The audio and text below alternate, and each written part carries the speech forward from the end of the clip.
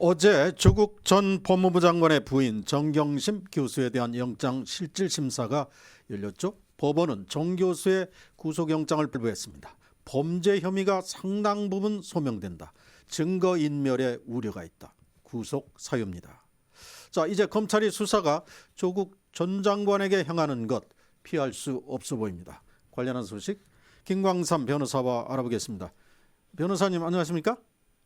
예, 안녕하세요. 네. 자, 법원이 구속영장을 발부했습니다. 역대 최장 시간에 가까운 심사를 거쳐서 자, 재판부가 구속이란 판단을 내렸는데 어떻습니까? 예상하신 대로입니까?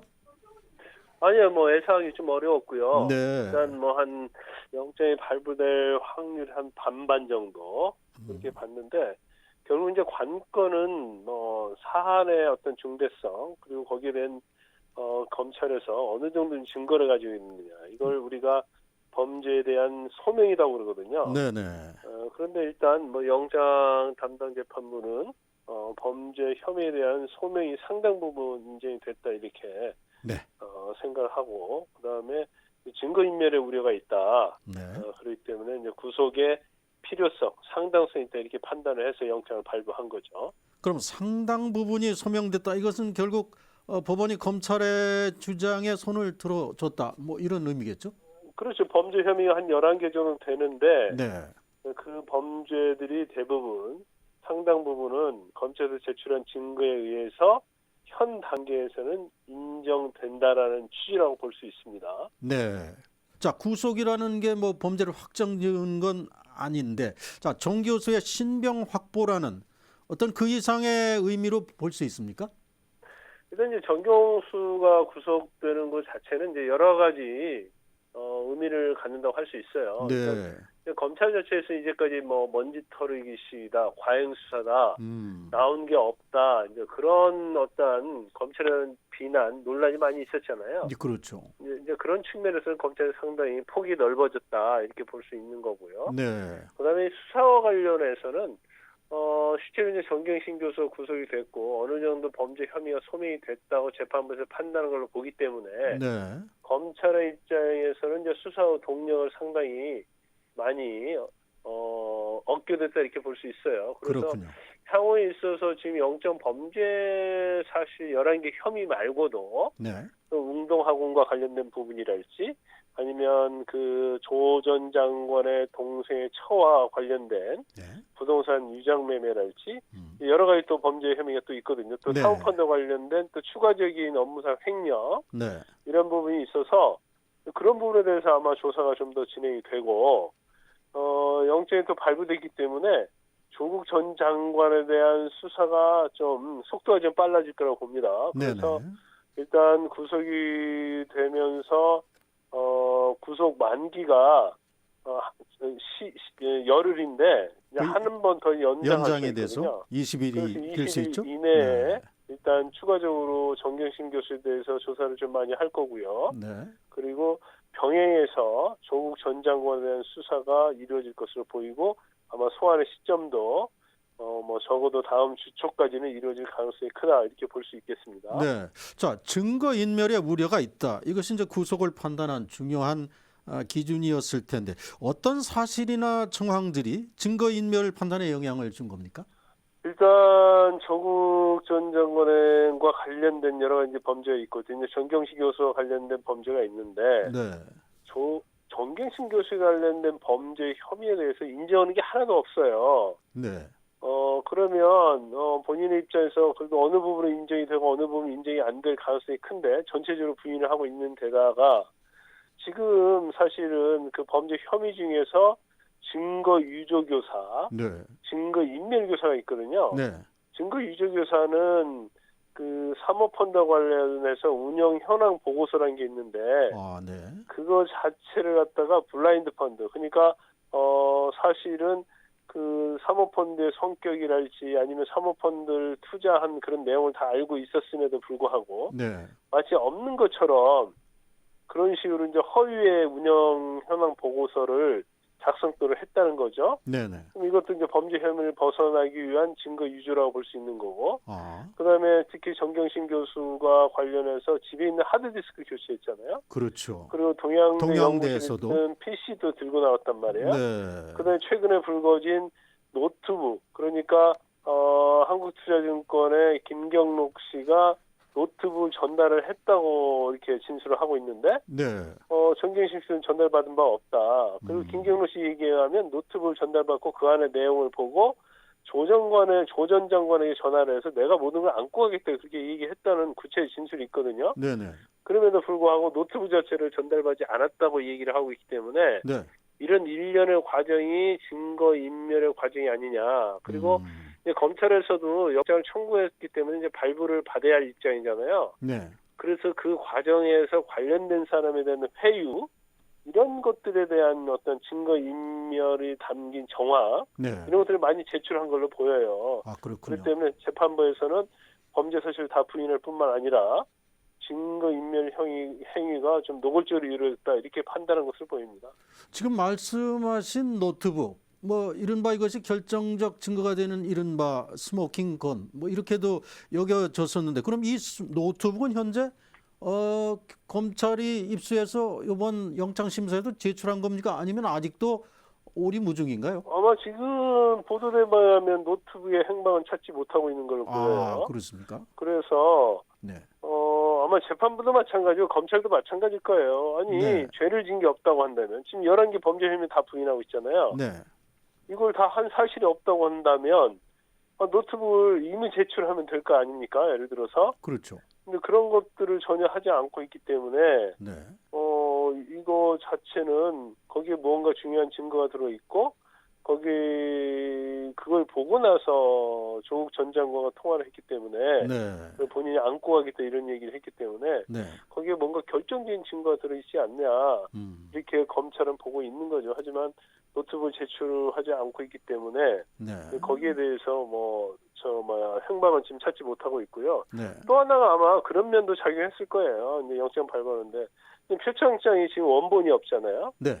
원본이 있으면 유죄 여부를 쉽게 판단할 수 있는데 예. 유죄를 안 했다고 하면서 지금 원본을 제출하지 않고 있단 말이에요. 네, 네. 이제 그런 부분도 아마 영장을 발부하는 데 있어서 좋지 않는 영향을 정경심 교수 측에 미쳤다 이렇게 볼 수도 있습니다. 네, 글쎄 말입니다. 지금 법원은 범죄 혐의가 상당 부분 소명됐다 이렇게 판단했는데 정 교수 측 변호인 측은 영장에 쓰인 모든 범죄 사실이 과장됐거나 왜곡됐거나 잘못된 법리 적용이다 이런 취지로 혐의 전반을 부인하고 있는데 변호사가 뭐 18명이 동원됐다 하는데 그러면은 뭐 이쪽에서는 정 교수 측에서는 뭘 입증할 만한 증거를 뭐 대부분 제시하지 못한 겁니까? 아마 뭐 PPT까지 프레젠테이션까지 하면서 아마 그렇죠. 설명 많이 했다고 그래요. 네네. 그런데 제가 볼 때는 특히 이제 입시 비리와 관련된 부분 그런 것이 컴퓨터에서 파일 같은 게 나왔잖아요. 네. 그리고 뭐 지기지 안 찍힌 그러한 파일이 나왔고 그다음에 이제 증거인멸과 관련해서는 그 혐의가 네. 김경록 씨 진술이 있고 그렇기 때문에 상당히 재판부에서는 인정할 가능성이 커요. 네. 그러면 이제 그런 부분까지 다 부인을 하니까 네. 더구나 이제 사모펀드와 관련해서도 사실 그 원래 그 조범동 씨 그러니까 오촌 조카죠. 네. 오촌 조카 이제 공모 여부 이제 이런 것들이 중요한 것인데 모든 걸 자체를 근본적으로 부인을 하다 보면 일종의 이제 자기 모순에 빠질 수 있거든요. 네, 네. 그러면 거기서 나타난 주장하는 것과 반대되는 그런 일부 증거들 네.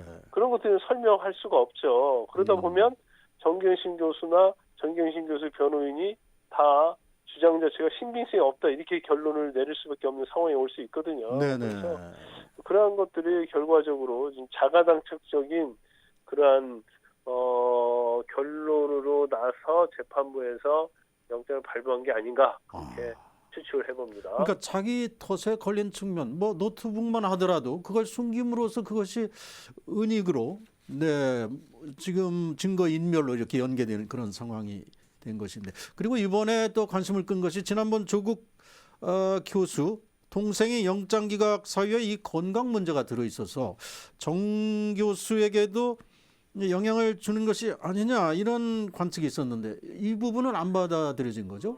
일반적으로 범죄 혐의가 굉장히 중대한 경우에 있어서는요. 네네. 그 건강 상태가 영장 기각하는데 결정적 이유는 되지 못해요. 아, 네. 이거 만약에 뭐 구속을 하게 되면 생명을 잃는다랄지 네. 아니면 치료를 받지 못해서 불구가 된다랄지 네. 그런 경우가 아니면 건강 상태를 이유로 영장 기각을 하지 않습니다. 아, 네. 그런데 사실은 그 정경심 교수와 관련된 이 사건 자체는 아무리 정치적 측면을 부인하려고 해도 네. 일단 뭐 대한민국 국가에서 논란이 굉장히 여전히 있었던 사건이잖아요. 네네. 그리고 뭐 찬반이 뭐 반반 아니면 좀 상당 부분 갈렸던 사건이기 때문에 재판부에서 건강 상태에 대해서 전혀 고려하지 않을 수는 없었을 거예요. 네. 그런데 사실 입원 확인서를 통해서 뇌종양이랄지 뇌경색이라고 했는데 아마 진단서 자체는 제출 못한 걸로 알고 있어요. 네. 그리고 검찰에서 아마 MRI나 CT 같은 자료를 정경심 교수 측에서 받아봤는데 네. 이거 자체가 수감 생활을 감내하지 못할 정도의 상황은 아니다. 이 부분은 아마 검찰에서 영장 심사할 때 아마 굉장히 집요하게 주장할 가능성이 크고 아, 네. 지금 언론에 나타난 내용은 뇌종양 자체에서 양성과 음성이 있는데 그 일종의 양성인데 무록 정도에 불과하다고 합니다. 그렇군요. 그러다 네. 보니까 이게 실질적으로 신체에 어떠한 결정적인 중대한 영향력이 있는 것은 아니다 이렇게 검찰이 판단했고 네. 아마 법원에서도 그렇게 판단한 것으로 보입니다. 근데 영장 심사 이후에 정 교수가 눈에 안대를 하고 난 것을 놓고도 여러 가지 해석을 합니다. 영장 심사 전이 아니라 이후에 안대를 하고 나왔다. 실제로 건강성에 문제가 있는 건지 아니면 이것이 어떤 정서적 뭐 측면의 뭐 전략일 수도 있는 건지 어떻게 봐야 됩니까? 그 부분은 이제 논란이 좀 될 수 있는 여전히 있어요. 그러니까 원래 이제 눈과 관련해서는 6살 때 네. 문제가 있어서 시력을 잃었다고 그렇게 알려져 있잖아요. 네네. 그런데 뭐 그 정도라면 아마 조사받을 때 시간이 영장 심사할 때 시간이 길어지고 그러면 네. 뭐 눈이 워낙 예민한 부위라서 뭐 어떤 뭐 문제가 발생할 수 있겠죠. 그러면 약을 눈에 넣는다랄지 아니면 먹는다랄지 뭐 그런 부분이 있을 거예요. 그렇지만 뭐 그거 자체를 눈에 일시적으로 그렇게 한다고 해서 그게 영장 기각에 영향을 미칠 수 있는 건 아니고 네. 또 물론 뭐 재판부에 좀 그런 부분 호소를 하려는 의도도 있었을 가능성을 배제할 수는 없지만 네. 뭐 그게 저는 뭐 크게 의미가 있는 것은 아니다. 이렇게 알겠습니다. 봅니다. 자, 이제 정 교수의 구속으로 더 관심을 끄는 것은 바로 남편 조 전 장관의 소환 여부인데 지금 뭐 불가피하다고 보십니까? 소환은 뭐 불가피하죠. 그리고 정경심 교수 구속이 됐기 때문에 네. 지금 정경심 교수 11개 범죄 사실 중에서 한 4개 정도가 겹쳐요. 어떤 내용이죠? 이제 겹친다기보다는 네네네. 조금 의혹이 있을 수 있죠. 네네. 특히 공익인권법센터 서울대 네. 공익인권법센터와 관련된 인턴십 증명서와 관련해서 네. 뭐 당시에 서울대 교수하면서 그 센터에 관여를 하고 있었잖아요. 네. 그리고 그 부분과 관련해서 조 전 장관의 컴퓨터에서 직인이 찍히지 않는 그 파일이 나왔거든요. 인턴십 파일. 네네. 그래서 그 부분이 문제가 될 것 같고 또 그걸 사용해서 대학을 가는 데 썼거든요. 네. 그래서 이거 너무 방해고 그다음에 증거인멸과 관련해서 증거 유조. 그러니까 아까 말씀드린 사모펀드 운영 현황 보고서 있죠. 네. 그걸 가지고 이제 기자회견했지 않습니까? 네. 보여주면서. 어. 그렇기 때문에 그거 조작하는 데서 유조하는 데서 관여했다고 검찰은 보고 있고 그다음에 집에 있는 하드디스크 교체했잖아요. 네. 그때도 조 전 장관이 집에 있었기 때문에 그 김경록 그 한국투자증권 직원에게 뭐 수고했다 그런 얘기를 했기 때문에 같이 네. 증거인멸의 공범이 아니냐 그렇게 검찰을 보고 있고 이제 추가적으로 또 나온 게 있어요. 네. 그 지금 정경심 교수가 WFM이라는 회사의 주식 네. 이걸 주가 부양을 통해서 이제 이득을 얻으려고 했다는 혐의인데 네. 지금 WFM 주식을 12만 주를 굉장히 시가보다 한 30% 싼 가격에 이걸 대주주로부터 받아가지고 네. 계좌 입금하지 않고 동생 계좌, 정경심 교수 동생 집에 실물로 그걸 보관했거든요. 네네. 그렇기 때문에 실질적으로 그 당시 조 전 장관이 민정수석이기 때문에 직접 투자할 수 없거든요. 네. 근데 와이프를 통해서 직접 투자하는 것이 아니냐. 아, 그리고 그러면은 거기에 흘러간 돈의 일부가 아, 조 전 장관의 계좌에서 나왔다는 거죠. 네. 그러면 이제 공직윤리법상 직접 투자를 못하게 돼 있는 규정을 위반한 거고요. 그러면 수위가 더 높아지는 것 아닙니까? 처벌 그렇죠. 수위가? 그러면 네. 거기에다가 투자한 금액, 투자한 그 증권에 대해서 공직자윤리법상 허위 신고를 한 게 될 가능성이 크고요. 네네. 또 이게 좀 확대해서 수사를 하다 보면 민정수석이라는 자리가 있었기 때문에 이 주식 자체를 좀 저렴하게 네. 싸게 준 게 아니냐. 아. 그럼 경우에 따라서는 또 뇌물도 될 수 있는 부분이 있기 때문에 네. 이전에 알려진 것보다는 조 전 장관의 혐의가 상당히 많아졌다. 그리고 그 부분에 대해서 검찰이 집중적으로 조사할 가능성이 크고 조만간 소환할 겁니다. 그러면 상황에 따라서는 조 교수와 이 정경심 교수 부부가 동시에 구속될 수 있는 상황까지 내다볼 수 있습니까? 아마 이제 검찰에서는 그렇게까지는 하지 않을 거예요. 일단 네. 혐의가 상당히 중첩되는데 거기서 혐의를 가장 많이 받고 있는 아. 정경심 교수 구속이 이미 됐고, 네. 그래서 더군다나 부부간이거든요. 네. 그리고 조 전 장관이 거기에 관여했다 하더라도 네. 그 부인에 비해서는 그냥 소극적 관여거든요. 네. 그렇기 때문에 아마 영장까지는 청구하지 않고 기소는 할 것으로 보입니다. 네. 자, 그동안 뭐 이 윤석열 검찰을 놓고 진보 진영이나 여권에서는 정치 검찰이다 뭐 이런 비판을 해왔는데 그리고 그것이 검찰 개혁의 명분과도 이어졌고요. 그런데 법원이 일단 윤석열 검찰 측에 손을 들어줬다면 앞으로 이 검찰 개혁이라든가 특히 그 핵심인 공수처 처리와는 어떤 연관성을 가질까요? 이제 제가 볼 때는 말이죠. 네. 조국 장관의 수사는 개인에 대한 비리 수사거든요. 네. 근데 이걸 지금 분위기는 그게 아니잖아요. 그렇죠. 근데 네. 여권에서 너무 이걸 이제 조국 장관 수사에 대해서 비난만 하려면 이제 명분이 좀 부족하니까 네. 이걸 너무 조국 장관 수사를 검찰 개혁과 연관을 지은 좀 패착이 있다고 봐요. 네. 이제 그러다 보니까 조국 장관의 수사가 계속 이루어지면서 범죄 혐의가 드러나고 구속까지 됐잖아요. 네. 그러다 보니까 사실 이제 검찰 개혁은 이제 시대적 과제라고 볼 수 있습니다. 네. 그래서 이미 패스트트랙의 공수처를 검경 수사권 조정 이런 게 올라가 있는데 사실 패스트트랙에 올라갈 당시하고 그 이후에도 지금 국민들이 검찰을 개혁해야 하고 공수처에 대한 찬성이 한 80% 됐어요. 네. 그런데 조국 전 장관의 수사와 관련해서 이걸 검찰 개혁을 계속 주장을 하다 보니까 이제 거기에 어떤 피로감이 좀 작용할 가능성이 있다고 봅니다. 여론 그러다 흐름도 보니까, 조금 바뀌고 있고요. 그렇죠. 네. 그러다 보니까 이제 공수처에 대한 찬성하는 그 국민 여론이 80에서 60으로 내려가고 60에서 지금 50%까지 내려온 상태거든요. 네. 그러면 조국 장관의 수사는 검찰이 알아서 하라고 하고 검찰 개혁대로 가야 하거든요. 네네. 그래서 국민의 지지를 얻고 가야 하는데 지금 제가 볼 때는 조국 장관 수사가 이렇게 되면서 네. 검찰 개혁과 혼용이 되고 그러다가 조국 장관과 관련된 정경심 교수가 구속이 되다 보니까 마치 검찰 개혁이 조금 좀 약간 명분이 약해지는 그런 분위기가 있어요. 네, 그래서 알겠습니다. 사실 여권이든 정치권은 이걸 완전히 분리를 하고 네.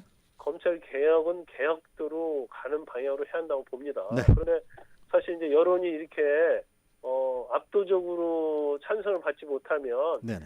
결국 정치인들은 눈치를 볼 수밖에 없는 거거든요. 알겠습니다. 그래서 공수처는 어차피 본회의에 상정을 해서 네. 결국 국회의원 투표를 결정해야 하는데 네. 일단 나머지 야 3당과 어떻게 협조를 하느냐에 따라서 알겠습니다. 오늘 말씀 달라질 여기까지 듣겠습니다.